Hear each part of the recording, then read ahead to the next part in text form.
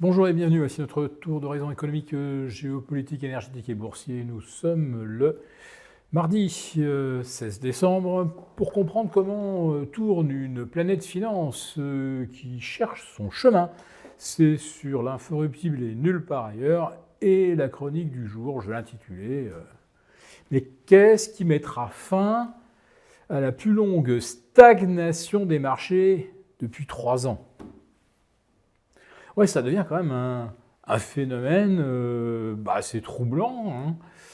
Ça fait maintenant 14 séances que le CAC 40 oscille entre 8050 et 8150. Ça fait 13 séances que le S&P 500 fluctue entre 6008, 6009, 6008, 6009, 6008, 6009. Et pour le Nasdaq, c'est un peu pareil. On est coincé depuis le 28 septembre dernier au sein d'une fourchette qui fait à peu près 1,5% d'amplitude. À croire que l'année boursière s'est arrêtée le 26 novembre à Paris, le 28 pour l'Eurostoxx, pour le S&P, pour le Nasdaq. Alors pourtant, les événements n'ont pas manqué depuis le 26 novembre dernier. On a eu les résultats de Nvidia qui allaient tout bouleverser. Et puis on a eu, le PCE, l'indicateur de l'inflation états-unien. Ça n'a rien provoqué. Et puis on a eu, bien sûr, le FOMC de la Fed. Bon, alors on peut dire que 10 jours avant, on était tellement dans l'incertitude qu'on ne voulait plus prendre d'initiative, le marché n'allait plus nulle part. En attendant que Jérôme Powell prenne la parole, il l'a prise et les marchés, eux, n'ont pris aucune direction. Puis on a eu aussi les résultats de Broadcom. Ah oui, ça aussi, ça allait nous en dire long sur la santé financière des fabricants de semi-conducteurs. Bon, Broadcom a chuté, mais pas la bourse qui est allée nulle part. Alors, enfin, on allait découvrir aujourd'hui une publication retardée du NFP, oui, l'indicateur des créations d'emplois et du chômage. Indicateur non publié en octobre, non publié en novembre, et donc publié ce mardi, une date assez inhabituelle. Oui, alors là, enfin, on allait savoir. Bon, ce qu'on sait, c'est que les créations d'emplois ont été plus nombreuses que prévues, selon le département du travail. 68 000 emplois créés au lieu de 50 000 attendus. Oui, mais une semaine et demie auparavant, on avait eu ADP. Là, c'est la synthèse de l'emploi dans le secteur privé. Et là, il y en avait eu beaucoup moins que prévu. Alors, si vous faites un peu la balance entre ADP, le NFP, comme on dit, là, c'est un partout balle au centre. Ça ne va donc donner aucune impulsion supplémentaire au marché. Ce n'est donc pas un hasard si aujourd'hui le Nasdaq, le S&P et le Dow Jones sont tout simplement inchangés à l'ouverture. Et je le rappelle, les scores aujourd'hui sont les mêmes que le 28 novembre dernier. Et on a l'impression que le marché va s'en contenter de ces scores. C'est quand même pas si mal. 14% de hausse pour le Dow Jones, dont 2 records tout récemment. Alors même si ces records ont bien eu lieu, ça n'a pas non plus inscrit le Dow Jones dans une nouvelle dynamique. Le S&P fait plus 16%, le Nasdaq 19,5%. Pour une année où on a eu quand même pas mal de vents contraires, on va dire qu'on va s'en contenter. Le CAC 40, lui, du coup, 8100, peut-être qu'il ne fera pas beaucoup mieux. Et pour l'Eurostoxx, on va peut-être devoir devoir se contenter des 5006. Alors, qu'est-ce qu'on peut attendre maintenant ? On n'est plus qu'à 72 heures de la séance des 4 sorcières, qui va conclure l'année boursière. En tout cas, c'est là qu'expirent toutes les opérations sur options et sur contrats d'indice.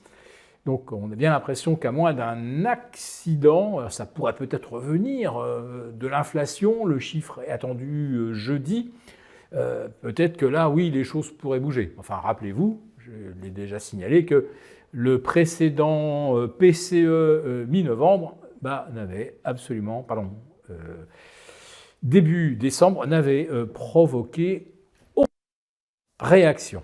Alors maintenant, il y a aussi le facteur géopolitique. Donc, d'après les dernières déclarations de Volodymyr Zelensky, ça ferme la porte à toute possibilité de trêve d'ici Noël sur le champ de bataille.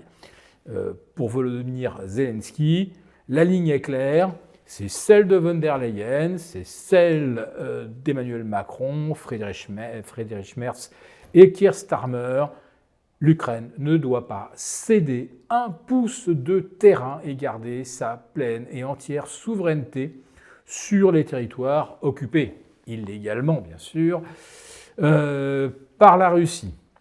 Voilà, donc la guerre continue. C'est pas de là que va venir, comme on dit, la lumière. Alors après, il y a un autre conflit qui est peut-être en train de couver, le Venezuela. Alors, Donald Trump multiplie les déclarations belliqueuses, expliquant que les opérations, comprenez la neutralisation des narcos, va se déplacer de la mer, donc du golfe du Mexique, jusque sur terre, c'est-à-dire sur le sol vénézuélien.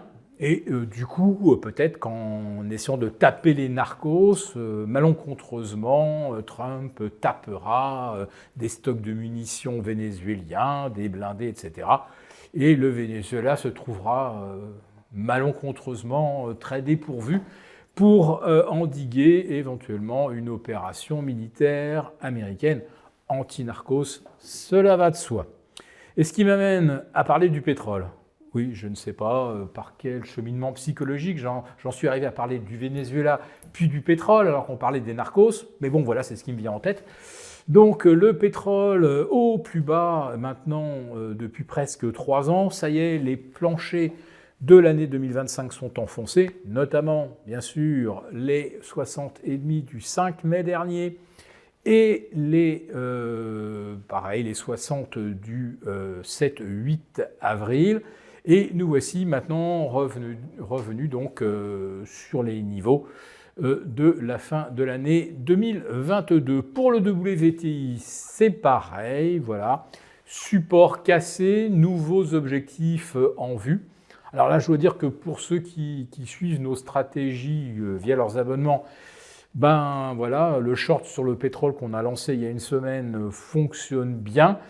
Maintenant, il ne faut pas s'attendre non plus à des potentiels de baisse colossaux, mais allez, encore 4 ou 5% de repli, et on commencera peut-être à parler enfin de rebond. C'est ce que je faisais d'ailleurs la veille, en vous expliquant, est-ce que le pétrole est en solde, est-ce qu'on en profite? Bon, les soldes vont peut-être bientôt se terminer. En tout cas, on s'en rapproche. En ce qui concerne l'or et l'argent, alors là, totalement indifférent à l'évolution du baril, il n'y a plus aucune corrélation d'aucune sorte entre l'argent, l'or et l'or noir. Et on a une once d'argent qui fait, comme on dit, des bonds, mais qui à chaque fois rebondit plus haut. Donc trou derrière à 61,80, ça rebondit aujourd'hui à 64. Prochain objectif, donc 65. Objectif suivant, ça pourrait être bien autour de 69. Voilà, donc pour l'instant, sur l'argent, il n'y a toujours pas de signal de retournement. Pour vous remercier de votre fidélité, vous pouvez télécharger gratuitement notre rapport spécial qui contient 6 recommandations ingénieuses pour profiter de l'essor de l'argent et de l'or. Il vous suffit de cliquer sur le lien en description pour l'obtenir gratuitement. Merci et à bientôt. Merci beaucoup d'avoir regardé cette vidéo. N'hésitez pas à réagir dans les commentaires ou à liker et partager cette vidéo si le contenu vous a plu. Et pour ne rater aucune de nos prochaines émissions, vous pouvez vous abonner à notre chaîne et activer les notifications. Et pour plus de contenu, n'oubliez pas que le dernier rapport rédigé par nos experts est accessible en cliquant sur le lien de description. On se retrouve tout de suite dans les commentaires et je vous dis à très bientôt pour une prochaine vidéo.